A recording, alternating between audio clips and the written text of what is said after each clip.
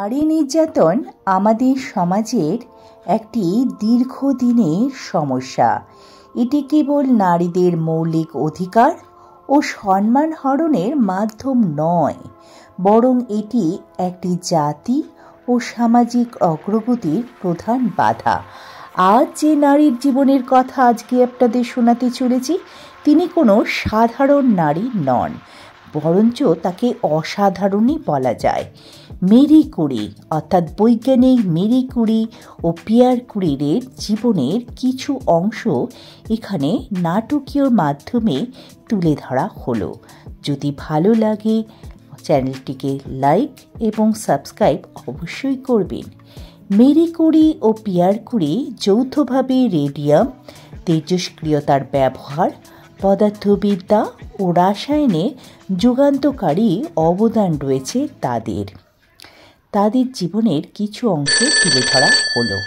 Hello, মানে আপনি না নোবেল পুরস্কার জিতেছেন বটে, কিন্তু প্রাইজটা নিতে আপনি আসবেন না প্লিজ।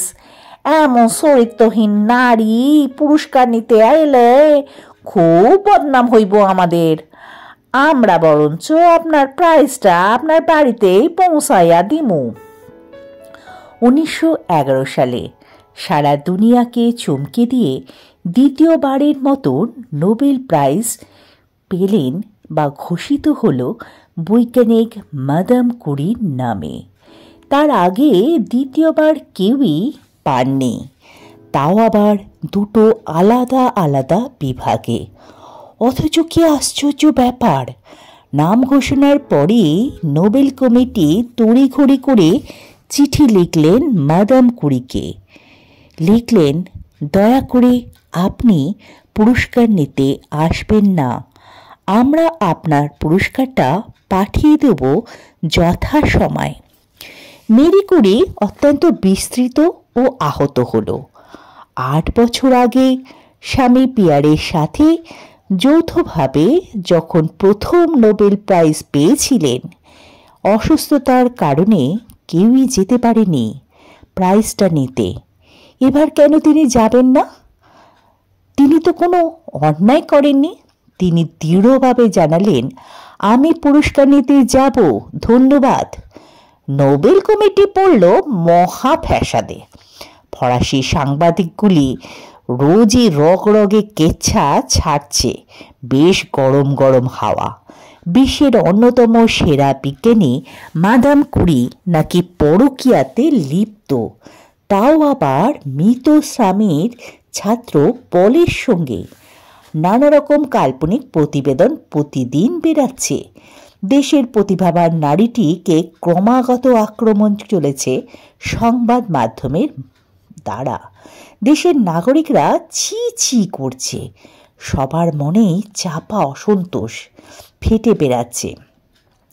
কিছু কিছু মানুষ আবার বলতে লাগলো, এই গত কয়েক বছর ধরে যতই না দেশের নাম উজ্জ্বল করুক ওই মাইয়া মানুষটা, মেয়ে হয়ে এত বারবারন্ত কি ভালো লাগে বাপু?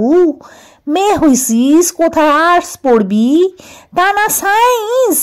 দেশের পুরস্কারগুলো সব বসে, দেশের পুরুষগুলো সব বৈশা আছে, আর যত রাজ্যের পুরস্কার সব ওই মেয়ে মানুষটা। এই বড় বড় সংস্থার মাথা কিনা ওই মেয়ে মানুষটা। বিখ্যাত প্যারিস বিশ্ববিদ্যালয়, যেখানে তাবড় তাবড় অধ্যাপক পড়ানোর সুযোগ পায় না, সেখানে কিনা প্রথম মহিলা অধ্যাপিকা হিসাবে জয়েন করছে ওই হতসারা মেয়েটারে এখান থেকে তাড়াইয়া দিলে হয় না? তাও এই মেয়েটিকে যখন একবার বাগে পেয়েছি তখন তাকে দেখে নেব। তার উপরে মেরি ফ্রান্সের ভূমিকন্যা নন, তার জন্ম পোল্যান্ডে, অন্য দেশ থেকে উড়ে এসে জুড়ে বসেছে। সুতরাং একবার যখন একটা সুযোগ পাওয়া গেছে, তখন একে হেনস্থা করা ছাড়া যাবে না। নিজের জগতের বহু পুরুষ বৈজ্ঞানিকরাও মেরিকে সহ্য করতে পারত না, তাই তারাও পরোক্ষভাবে জনগণকে তাতাতে লাগলো। কেউ পল ও মেরির পরকীয়া নিয়ে আজগুবি সাক্ষাৎ দিয়ে লাইমলাইটে আসতে চাইছিল। কেউ বা অন্যভাবে। বিংশ শতকের গোড়ার রক্ষণশীল ইউরোপীয় সমাজ ফুঁসছিল মেরির এই কার্যকলাপে। এই মেয়ে কিনা গর্বের সাথে বলেছিল, মানুষ হওয়ার যাবতীয় অধিকার পুরুষেরাই আমাদের সমাজে মনোপলি করে রেখেছে। ওই উদ্ধত এই মেয়েটিকে বাগে পাওয়া গেছে, সুতরাং একে শাস্তি না দিয়ে ছাড়া যাবে না। মেরির স্বামী পিয়ার শুধু তার একজন জীবনসঙ্গী ছিলেন না, তিনি ছিলেন সহকর্মীও, অর্থাৎ সহ গবেষক, সবচেয়ে কাছের বন্ধু।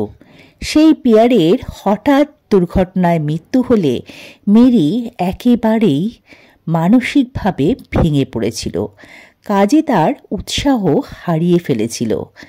সেই সাংঘাতিক মানসিক বিপর্যয়ে তিনি মানসিকভাবে আশ্রয় খুঁজে পেয়েছিলেন বিজ্ঞানী পদার্থবিদ পল লোজেভারের কাছ থেকে। পল ছিল পিয়ার কুরির খুব প্রিয় ছাত্র, মেরির চেয়ে প্রায় 5 বছরের ছোট। পলের সঙ্গে মানসিক আদান প্রদানের মাধ্যমে মেরি ক্রমশ মূল জীবন স্রোতে ফিরে আসছিল। পল যদিও বিবাহিত ছিলেন, কিন্তু তার স্ত্রীর সঙ্গে তার বিচ্ছেদ হয়ে গিয়েছিল অনেক আগে। তিনি বহুদিন যাবৎ আলাদাই থাকতেন। এর ফলে মেরি এবং পল দুজনেই যেন দুজনের পরিপূরক হয়ে উঠেছিল। কিন্তু পলের প্রাক্তন স্ত্রী জেনির হাতে কিভাবে যেন মেরি ও পলের কিছু চিঠিপত্র এসে গেল। রাগে ক্ষোভে ফেটে পড়ল জেনি। জেনি মেরিকে খুন করারও হুমকি দিল এবং দেশের জনগণের সামনে মেরির ইমেজকে টুকরো টুকরো করে দিতে সমস্ত চিঠিপত্র তুলে দিল মিডিয়ার হাতে। ব্যাস, মিডিয়াও লুফে নিল। সাধারণ চিঠির ওপর রং চড়িয়ে পরিবেশন করতে লাগলো জনগণের কাছে। এমনকি কিছু কিছু কাগজে কিস্তিতে ছাপা শুরু হলো মেরি ও পলের কাল্পনিক প্রেম কাহিনী। তার সঙ্গে প্রকাশিত হলো পলের স্ত্রী ও শাশুড়ির সাক্ষাৎকার।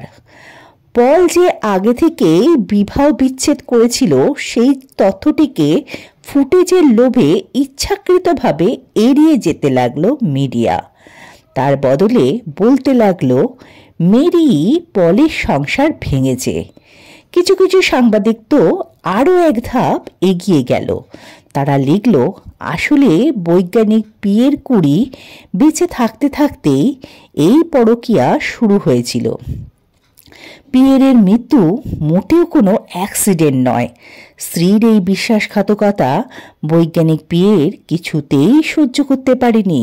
তাই তিনি নিজেই ঘোড়ার গাড়ি থেকে লাফ মেরে পড়ে গিয়েছিল এবং আত্মহত্যা করেছিল। জলজ্যান্ত এই মিথ্যাচারে মেরি হতবাক। স্বামী পিয়ারের জীবনের শেষ দিন পর্যন্ত মেরি ছিল তার সবচেয়ে কাছের বন্ধু। তিনি জীবিত থাকা অবস্থায় পলের সঙ্গে ঘনিষ্ঠ হওয়া তো দূরের কথা, তিনি পলকে চিনতেন না পর্যন্ত। কিন্তু উত্তেজিত জনতা কবেকার যুক্তি বুঝেছে বা কোনো যুক্তি মেনে চলেছে।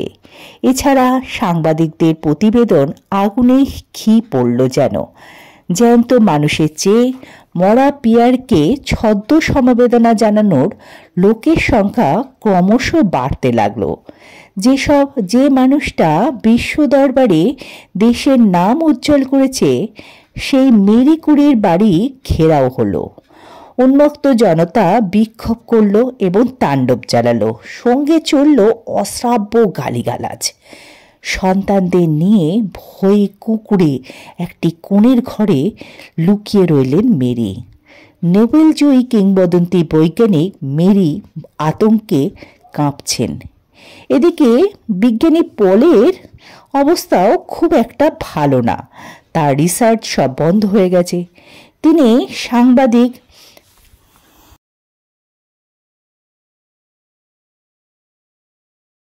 তিনি সাংবাদিক গুস্তাভ ট্রেডি, যিনি এই রগরগে কেচ্ছা পরিবেশনে সিদ্ধহস্ত পাকা করেছিলেন, তাকে ডুয়েল যুদ্ধে আহ্বান করলেন পল ও সাংবাদিকের ডুয়েল যুদ্ধ।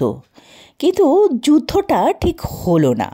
সাংবাদিক লিখলেন, আমি চাইলে একটা গুলিতেই পলকে মারতে পারতাম, কিন্তু দেশের একজন বরেণ্য বিজ্ঞানী অকালে প্রাণ হারাক তা আমি চাই না,